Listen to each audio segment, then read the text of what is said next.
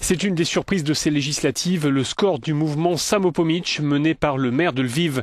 Cette formation arrive en 3e position d'après les sondages réalisés à la sortie des bureaux de vote. Samopomich, qui signifie auto-assistance, rassemble des représentants de la société civile ainsi que des combattants revenus de l'Est. Ce score reflète une profonde volonté de changement. C'est en tout cas ce que pense le chef de ce parti. Les Ukrainiens veulent être dirigés par des gens libres et indépendants, des autodidactes, des gens qui ne soient pas liés aux oligarques.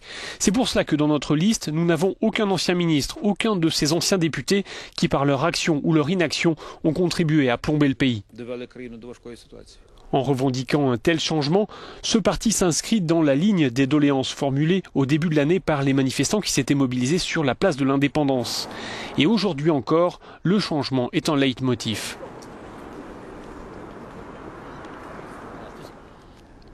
Je voudrais que les choses changent, dit cet homme. Je voudrais un vrai changement. En tout cas, j'espère qu'il n'y aura plus au Parlement tous ces gens du Parti des régions, l'ancien parti majoritaire sous Yanukovych.